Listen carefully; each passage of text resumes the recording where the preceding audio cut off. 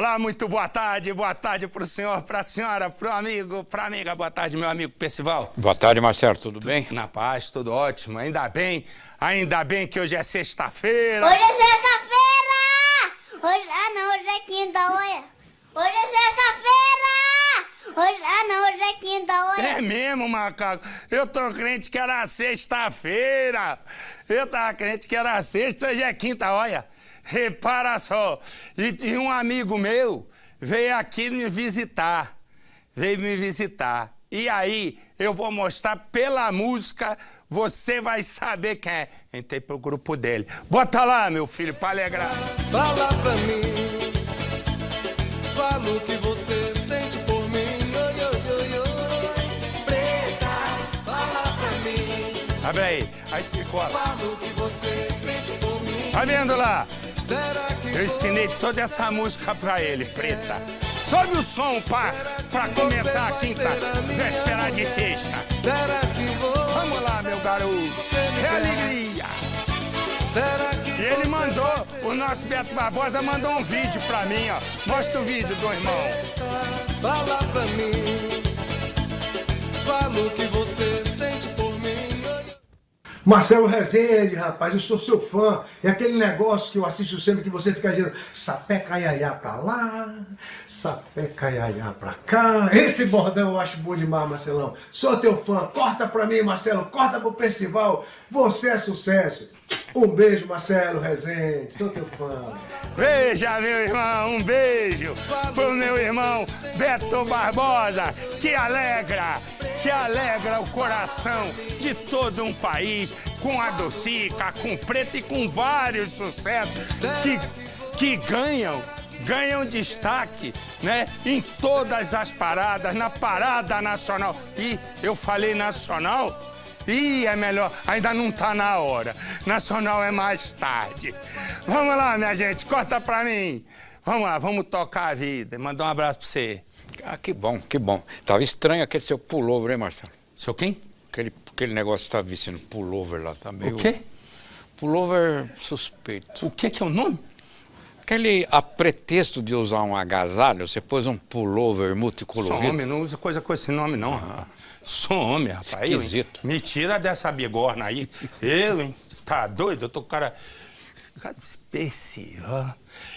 Esse aqui chama Rafael. Rafael Mazzola. Mazzola é o apelido, né? E ele é um produtor de eventos culturais. E ele é um cara bem conhecido na área dele. Ele é irmão do Bruno, que é o chefe da fisioterapia do Corinthians. E esse aqui chama-se Vitor. Exatamente. O que acontece? Rafael não se dá com Vitor. Porque Vitor é rival num negócio de transporte clandestino que, segundo a informação que vem da polícia, o pai de Rafael de Bruno tem também negócio de condução, né, transporte clandestino. O que ocorre? Além disso, né, Vitor teve um caso com a ex-namorada de Rafael.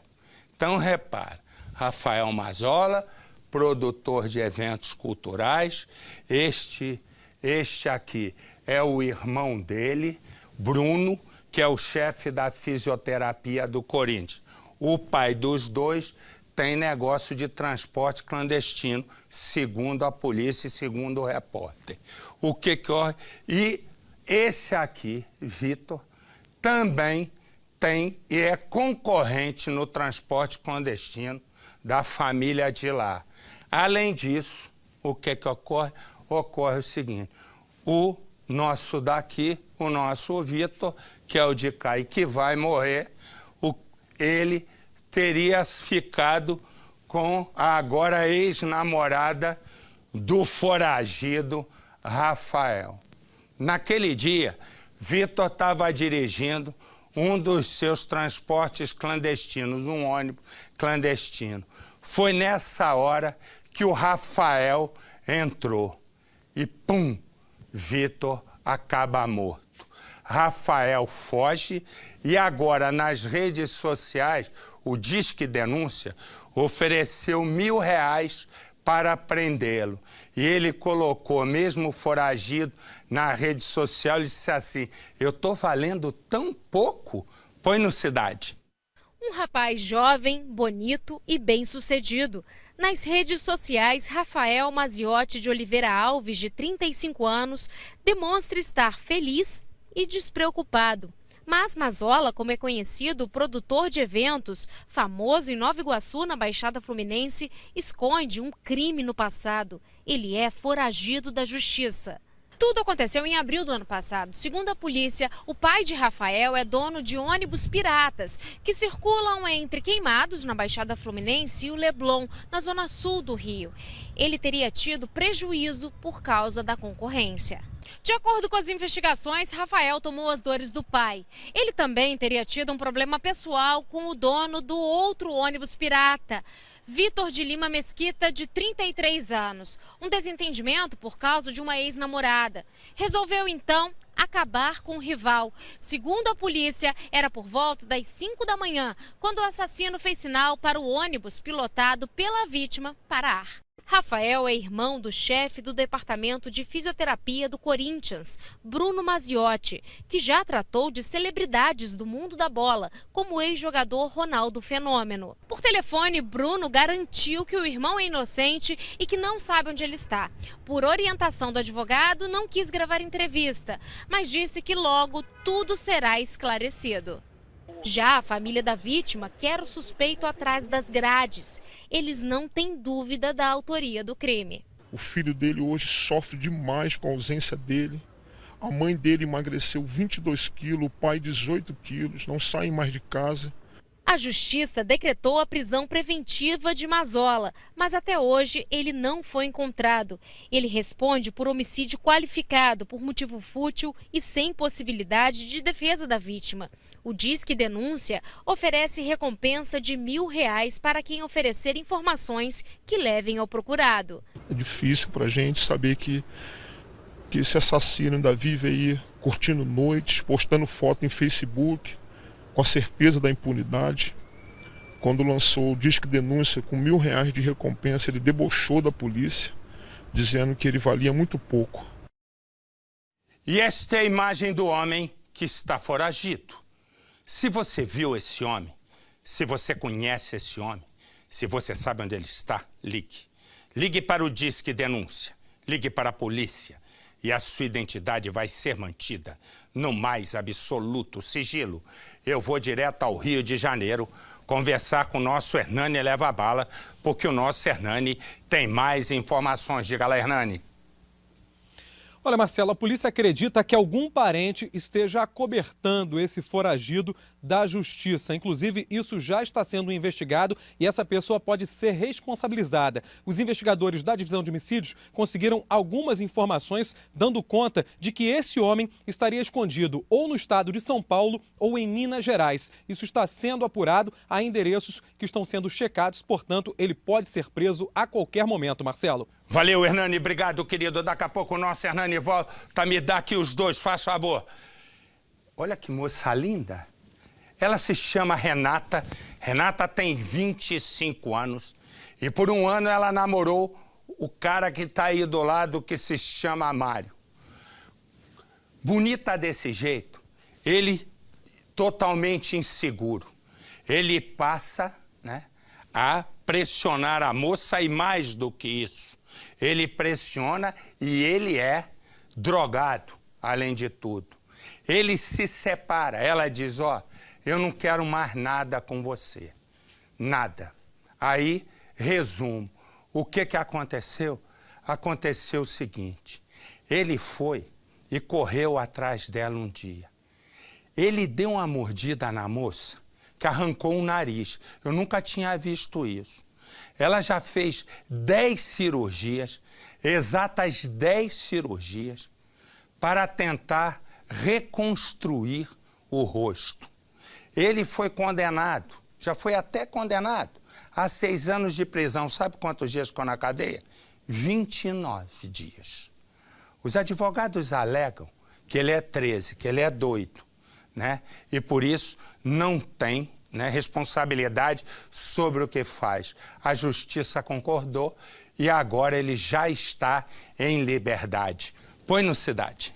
Uma autoimagem completamente distorcida. Eu olho, às vezes, eu percebo que alguém, sei lá, comenta de mim.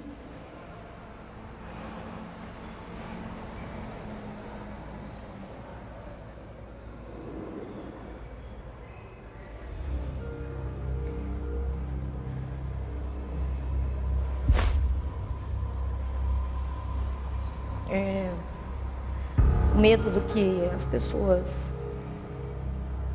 vão achar por eu sempre fui muito vaidosa e continuo. Então, isso para mim eu não aceito. Alguém falar que eu tenho, sabe assim?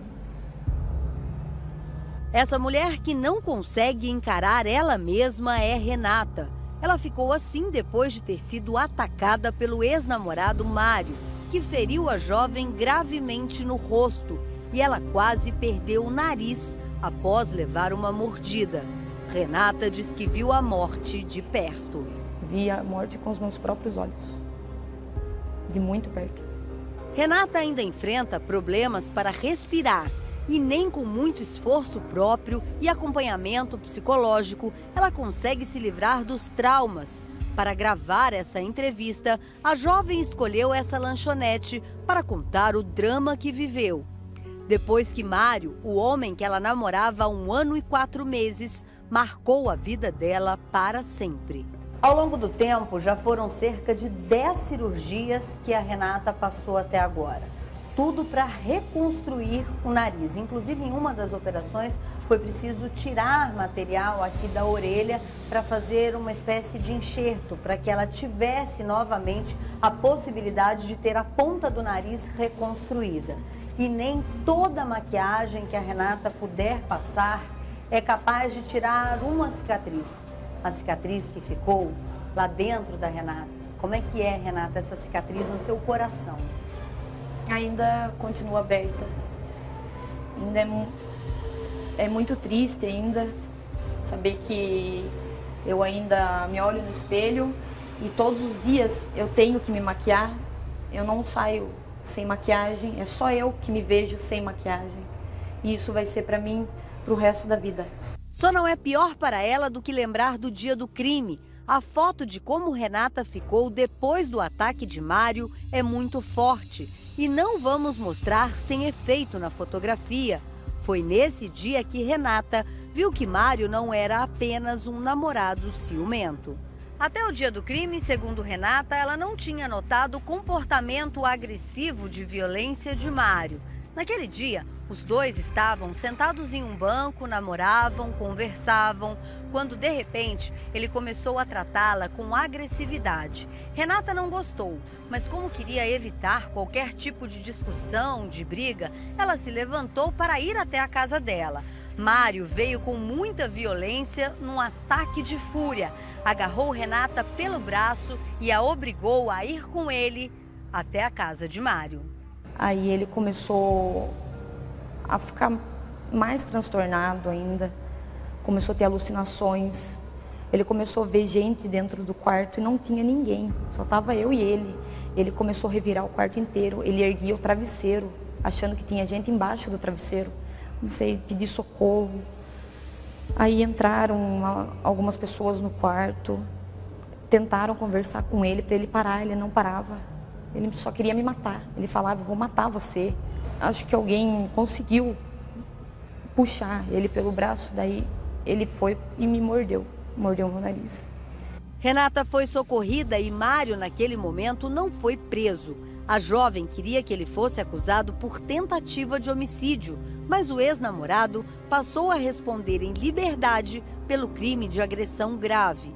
Renata foi hospitalizada e começou a batalha para cuidar dos ferimentos e da saúde física e psicológica. A Renata, ela ainda luta para tentar fazer com que a vida dela volte ao normal. Ela não tem ideia quando e nem se ela vai conseguir isso.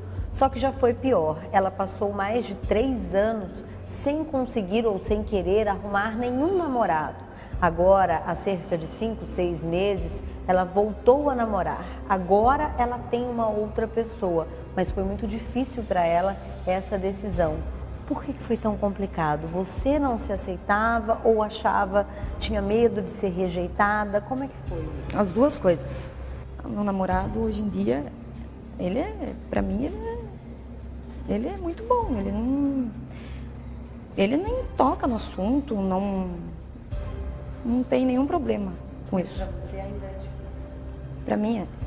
A jovem bonita diz que tudo isso só foi possível porque um médico, comovido com o drama que ela sofreu, doou todo o tratamento cirúrgico da moça. Ao todo, Renata teria que gastar quase R$40 mil para reconstruir o rosto, dinheiro que ela demoraria muito para conseguir juntar, ou nem teria. A jovem só sai às ruas acompanhada. Para Renata e para os pais dela, pior que tentar enfrentar os traumas da comerciante é encarar que o agressor está em liberdade, sem pagar pelo crime que cometeu. E foi durante a primeira audiência do caso no fórum aqui da cidade que Mário foi informado pela juíza a sentença dele pela lesão corporal gravíssima. 6 anos e 2 meses de prisão em regime fechado. Durante a audiência, a advogada da vítima informou à juíza que o Mário estava descumprindo a medida protetiva da Lei Maria da Penha que ela tinha acionado contra Mário. E neste momento, a juíza então decidiu que ele deveria ser preso imediatamente. Mário saiu do fórum algemado, passou 29 dias atrás das grades. Depois disso, foi colocado em liberdade e agora os advogados dele tentam outra manobra na justiça. Dessa vez, para tentar provar que na época do crime ele não tinha condições de responder pela sanidade mental dele. A advogada da vítima conta que ela tenta na justiça com muitos esforços provar que Mário tinha sim condições de responder pelo crime, que ele era usuário de drogas, mas não tinha nenhum tipo de transtorno mental. E ela tenta fazer com que Mário volte para a cadeia. Eu espero que seja reiterado que a juíza de Salto de Pirapora determinou essa pena, porque embora o advogado entenda que seja uma pena que foi muito alta, eu acredito que foi justa, porque não é uma lesão qualquer. Se ele fosse insano na época, então que seja determinado a internação, em um hospital psiquiátrico. Os pais de Renata, que trabalham duro no comércio da família, também não conseguiram se recuperar dos traumas e tentam como podem enfrentar a batalha de querer que volte para a cadeia o criminoso que um dia foi namorado da única filha mulher do casal. Eu acho que não foi praticamente nada, essa prisãozinha para ele, porque muito pouca impunidade. E como disse a advogada, eu concordo, ele é maluco. O lugar de maluco é no hospício, não é no meio da rua. O cara tem que ficar no hospício, Até porque ele arruma outra namorada. Tem outra encrenca, ele arranca outro nariz, vai ficar arrancando o nariz até quando? A nossa Fabiola Rabo de Arraia também tem informações. Boa tarde, minha princesa. Boa tarde, Marcelo. Olha, o laudo do IML não comprova a esganadura que a Renata diz ter sofrido, por isso o delegado ele entendeu que a mordida no nariz não se trata de tentativa de homicídio, e sim de lesão corporal gravíssima. A questão é que agora a Renata se preocupa porque ele continua ameaçando, continua ligando, está nas ruas. O advogado dele disse que ainda vai levá-lo em um hospital psiquiátrico para tentar comprovar essa insanidade mental. Enquanto isso, eles só falaram que ele tem problemas mentais, mas nada foi comprovado. Marcelo. Obrigado, meu amor. Me dá a imagem do comandante Hamilton. Imagem o que você está vendo nesse momento. É um cemitério onde está acontecendo, nesse instante, o velório de um rapaz de 18 anos de idade. Você vai vendo aqui o cemitério. É em Osasco esse cemitério, Cemitério em Osasco, aqui na Grande São Paulo. Um rapaz de 18 anos de idade. Mostra, se vê a foto do rapaz, mostra, por favor. Este rapaz. Ele ia para academia. Ele ia para academia. Ele ia para academia. E ele estava com fone de ouvido. Deixa a imagem do cemitério aqui atrás. Corta aqui para mim. 18 anos de idade. Tem algum sinal aqui dentro refletindo celulares. Tá dando uma interferência. Bom resumo. 18 anos ele ia para academia. Bandidos chegaram e deram voz de prisão. Ele, o que aconteceu? Aconteceu o seguinte, ele estava com fone de ouvido, ouvindo música alta, não escutou, os bandidos mataram o rapaz. Põe no Cidade. 100 metros. Foi a distância percorrida a pé por Derek Lange, de apenas 18 anos, antes dos tiros. O destino dele era uma academia do bairro, poucos metros para frente, bem perto da casa da avó do jovem. Era o trajeto que Derek fazia há apenas uma semana, desde a matrícula para treinar musculação. Já estava escuro, 8h30 da noite. Sozinho, ele saiu de casa, apesar dos avisos constantes da família sobre violência. Eu sempre alertei muito ele para não sair com o celular, né? Apesar da curta distância até a academia, Derek gostava de ouvir música alta. Para isso, usavam um celular e fones de ouvido. Para despistar os bandidos, enrolava o aparelho numa toalha. Era assim que ele estava no momento do crime. Provavelmente não percebeu a aproximação dos criminosos, nem ouviu que era um assalto. O jovem teria continuado a caminhar. Sem ouvir, não parou para entregar o aparelho. Foram 2 tiros antes da fuga dos bandidos, que, ao que tudo indica, estavam de moto. Um disparo na virilha, outro no peito do jovem. Do crime, são poucas as pistas. Câmeras de segurança mais próximas não registraram o ataque.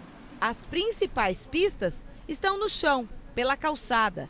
Manchas de sangue que mostram que ele voltou correndo e ferido para pedir ajuda para a avó e o irmão mais velho. Ele chegou em casa cambaleando e estava com o fone, né, e gritando pela minha mãe, né, na verdade, e caiu dentro de casa. A certeza da família de que Derek não ouviu os criminosos veio no momento em que ele chegou em casa, com o celular numa das mãos e os fones ainda com música alta. Se você está ouvindo uma música muito alta, você está distraído do teu entorno, né? Então podia ser alguém chamando você, um amigo que você não ia ouvir, ou um comando de assalto, né? Que foi o que aconteceu, né? A família tentou socorrer Derek, mas ele não resistiu. Ao procurar a polícia para falar sobre a falta de segurança, o tio ouviu uma explicação. Tem muito BO no primeiro DP aqui do Pestana, só que eles não têm mão de obra e não têm veículos, nada para poder fazer alguma coisa. Derek morava desde os 12 anos com a avó. Estava no último ano da escola, também fazia um curso profissionalizante. Tinha planos de fazer engenharia mecânica e trabalhava o dia todo numa sorveteria. Ganhava R$40 por dia.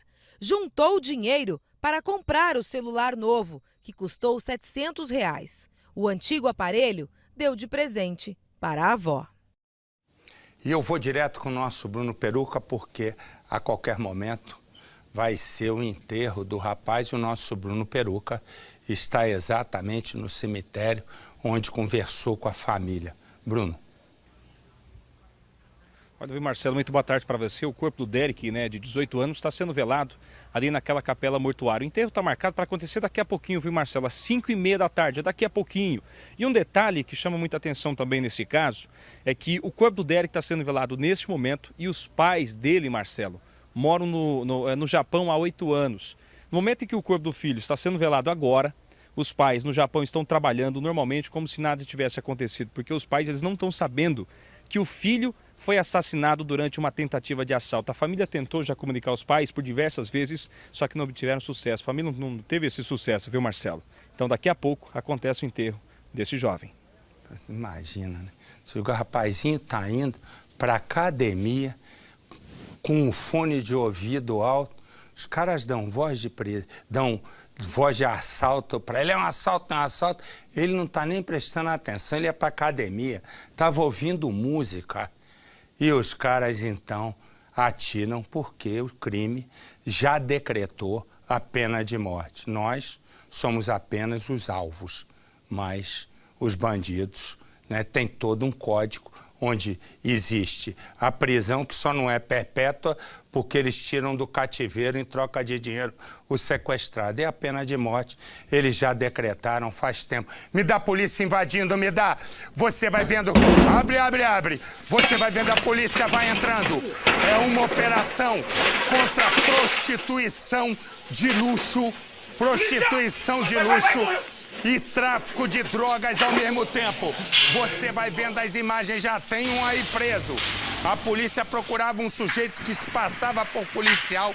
Ele pegava garotas de programa em prostituição de luxo e elas vendiam drogas para os clientes. E ele, dizendo que era a polícia, depois ia colocar medo nos caras. Põe no Cidade.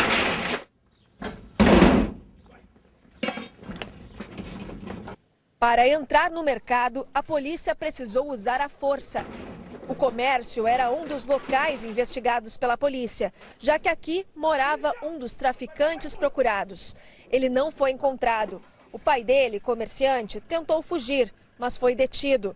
É que na casa os agentes encontraram cigarros clandestinos, toucas ninja e uma arma de pressão. Foram 14 mandados judiciais executados na Operação Luxúria, em Porto Alegre e em Canoas. Uma investigação de 6 meses que desarticulou um esquema que inseria o tráfico de drogas no mundo da prostituição de luxo. A polícia acredita que cerca de 60 acompanhantes de luxo tenham passado pelo esquema. A maioria teria sido coagida. Para ameaçá-los, o principal gerente do grupo, um ex-modelo de 35 anos, usava até documentos falsos, se passando por policial civil e investigador federal. A investigação aconteceu por meio de denúncias dos próprios acompanhantes. Os programas aconteciam em hotéis de altíssimo nível de Porto Alegre. Os acompanhantes eram jovens universitários, homens, mulheres e transexuais que incluíam no pacote uma porção de drogas, sempre de boa qualidade e com um preço bem acima do mercado. Para se ter uma ideia, o programa, incluindo o entorpecente, valia até R$1.000. Os clientes eram pessoas com grande poder aquisitivo e algumas até de destaque social. Na operação, a polícia apreendeu dinheiro e drogas. 4 pessoas foram detidas. São gerentes que selecionavam modelos em sites de prostituição. Um dos presos é esta mulher, uma ex-modelo, que hoje servia como olheira do tráfico de drogas no sexo de luxo. A polícia ainda faz buscas por outros investigados. A moça que você está vendo, e você já viu a reportagem comigo, chama-se Larissa, uma estudante de biomédica que mora na cidade de Extrema, Minas Gerais, que é colado com São Paulo, e estuda na cidade paulista de Bragança. Ela teria sido sequestrada na rodoviária de Extrema, quando ela ia para a universidade. Olha o que aconteceu. A polícia agora acredita que ela foi sequestrada por engano. A quadrilha que a sequestrou estava em busca de uma outra moça de classe média alta. Nesse momento, até o namorado da menina que você está vendo, todos estão sendo investigados. E o que exatamente aconteceu? Eu volto já já. Mas como eu dizia, a estudante Larissa foi sequestrada na rodoviária da simpática cidade, né? Simpática e hospitaleira cidade de Extrema, Minas Gerais. Extrema fica exatamente colado em São Paulo. Quem pega Fernão Dias, passou Mariporã, um pouco mais para frente, chega-se à Extrema. E ela estudava numa universidade em Bragança Paulista. Ela foi sequestrada e a única informação que a polícia tem, das poucas testemunhas, é que um casal a levou. Agora chega-se à conclusão de que ela pode ter sido sequestrada por engano. A ideia era sequestrar uma outra mulher parecida com ela, correto? Com o mesmo nome, só que Larissa é que foi levada. Nesse meio caminho, a polícia tenta tirar da frente falsas pistas. A questão é que há poucas pistas.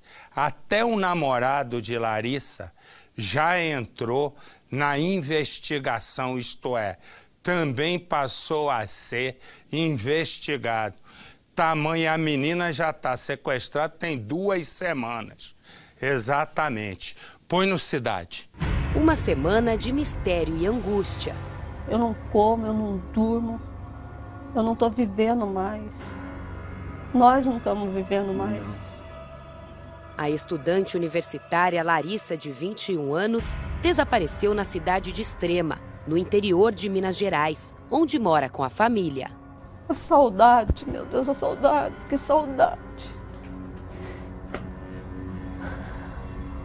A rotina de Larissa é sair de casa num carro e ir até a rodoviária de Extrema. Ela deixa o carro no estacionamento do terminal e segue de ônibus até Bragança, no interior paulista, onde ela estuda biomedicina. No dia em que desapareceu, fez exatamente o mesmo trajeto e no mesmo horário.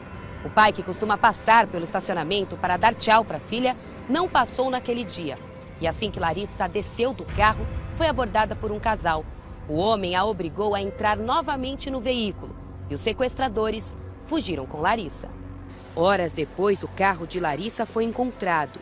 Estava numa rua próxima ao estacionamento da rodoviária. Seu Luiz, pai de Larissa, só soube do sequestro através de Lucas, o namorado da estudante. Quem descobriu foi o Lucas, o namorado dela. Até então a gente não sabia. A mãe do Lucas passou, não viu o carro no estacionamento. Até acho que pensaram que ela não tinha ido. Só que depois uma amiga da faculdade ligou para o Lucas e falou por que ela não foi. Entendeu? Daí que o Lucas foi na minha casa, falou que tinha um problema. Aí começou essa loucura. Seu Luiz conta ainda a conversa que teve com a filha no dia em que ela desapareceu. Desci com um carro, ela desceu com outro. O que vocês falaram? Vocês cumprimentaram? Ela deu um beijo no pai dela. Ela beijava todo mundo, o meu pai, as tias dela, a irmã. E ela falou, tchau pai, estou descendo, vou descer junto com vocês. E ela foi no estacionamento e a gente deu uma paradinha e fomos pela pista. Todo dia a gente passa pelo estacionamento. Na sexta a gente não passou. Segundo a polícia, 2 testemunhas prestaram depoimento. Elas contaram que viram o momento em que Larissa foi abordada pelo casal. O problema é que cada um dá características diferentes dos criminosos. Um diz que a mulher era loira e o rapaz era careca. O outro diz que a mulher era morena e o homem tinha tatuagens por todo o corpo. Por este motivo, de acordo com a polícia, ainda não foi possível fazer um retrato falado. Os materiais que ela levava para a faculdade e que estavam dentro do carro também sumiram. O veículo passou por perícia e, de acordo com os peritos, não há nenhum sinal de violência. O delegado já ouviu parentes da jovem e agora deve chamar amigos que estudavam com ela em Bragança, no interior de São Paulo. Ele quer saber como a jovem estava nos últimos dias, com quem ela estava se relacionando. As redes sociais dela também serão monitoradas. A polícia trabalha com algumas hipóteses para o sequestro. Larissa pode ter sido confundida com outra jovem muito parecida e que tem o mesmo nome e é de uma família rica da região. Segundo o delegado que assumiu o caso, até o momento, todas as pessoas que conhecem a rotina de Larissa são investigadas, inclusive o namorado. Enquanto a filha não é encontrada, é no abraço que Nicéia e Luiz tentam encontrar forças para superar a saudade de Larissa. O coração está em pedaço, em pedaço, em pedaço. Cada minuto é precioso para eles. Os dois sonham com o momento em que Larissa volte para casa. Eu quero a minha menina de volta.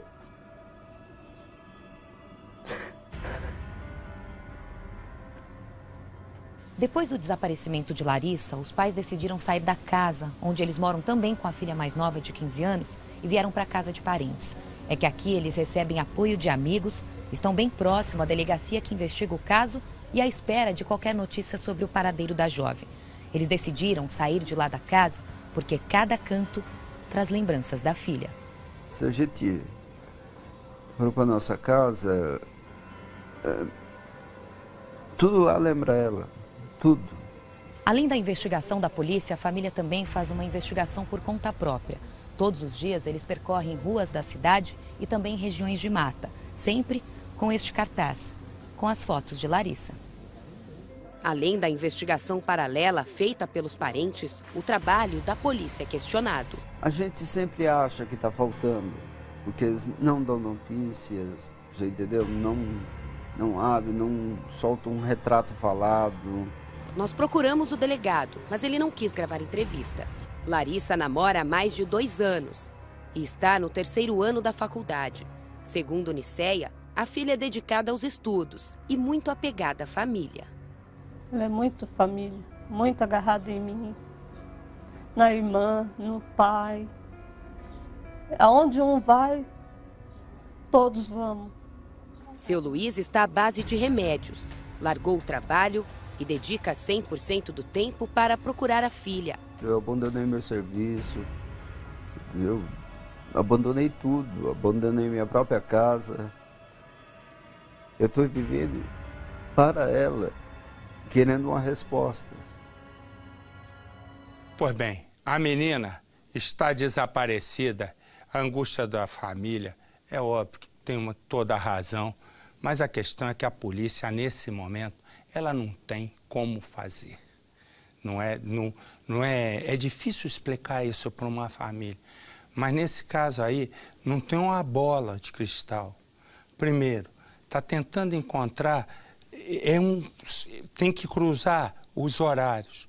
E ao cruzar os horários, tem que ver câmera de segurança, entrada na cidade de carro. Algum carro gravou, alguma câmera gravou o carro entrando, algum carro estranho em horas próximas. É um trabalho que em uma semana não é fácil. Não é fácil. A gente entende a dor, mas investigar sequestro é coisa difícil, principalmente quando os sequestradores não dão notícia, como é o caso de agora. Me dá o comandante Hamilton, me dá o comandante Hamilton nesse momento. Nesse momento, o carro da rota vai e vai com tudo.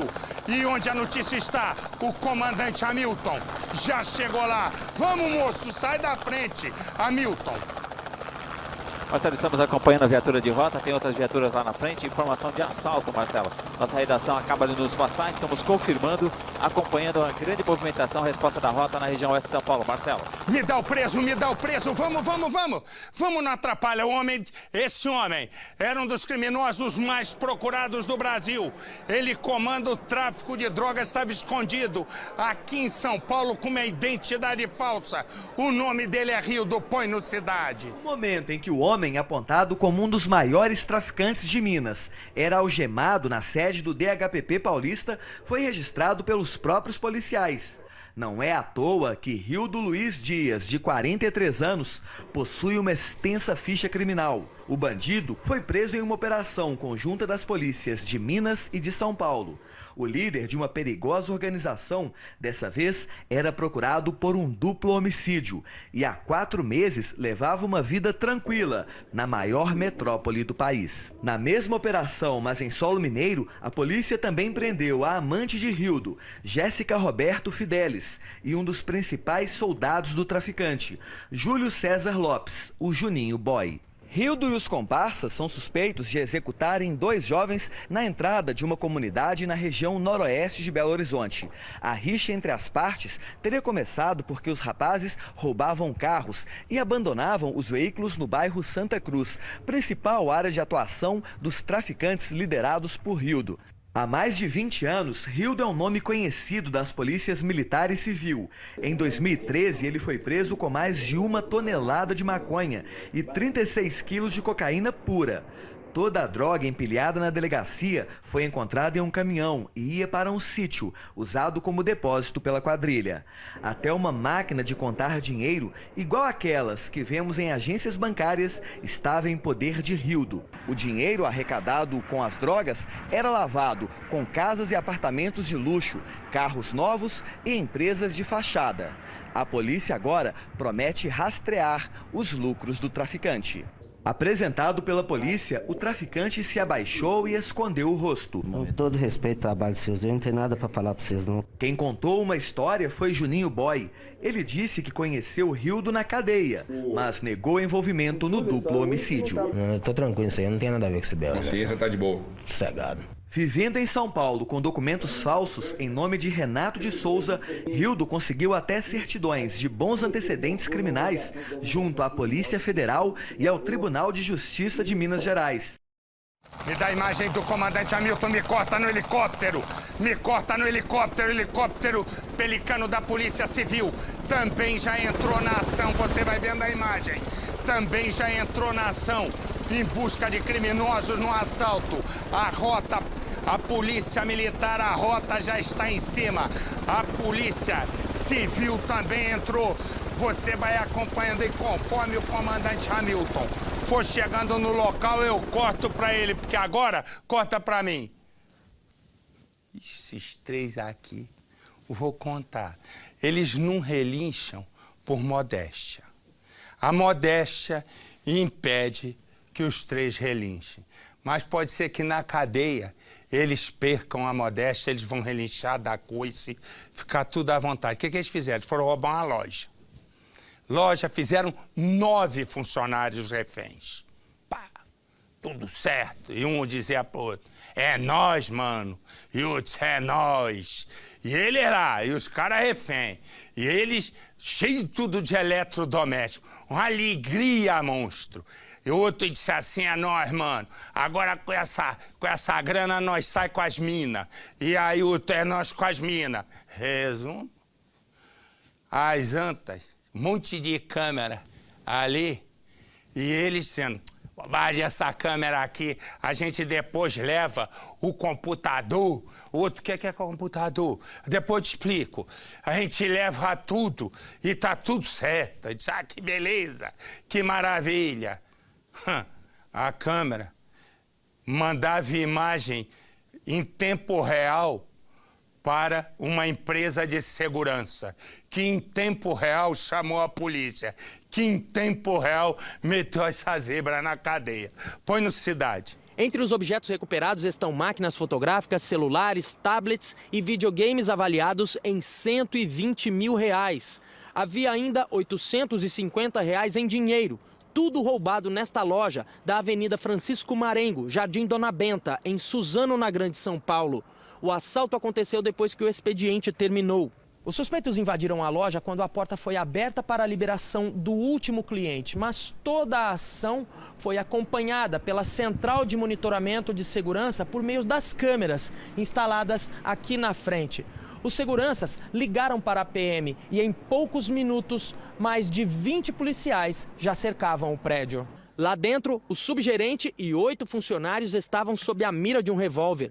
Quando foram fugir com os produtos, os assaltantes perceberam que já não tinham mais saída e se renderam lá dentro. Leonardo Quiliani, Danilo Gustavo da Silva Barbosa, de 18 anos, e Rafael Lucas Bispo dos Santos, de 21, foram presos em flagrante.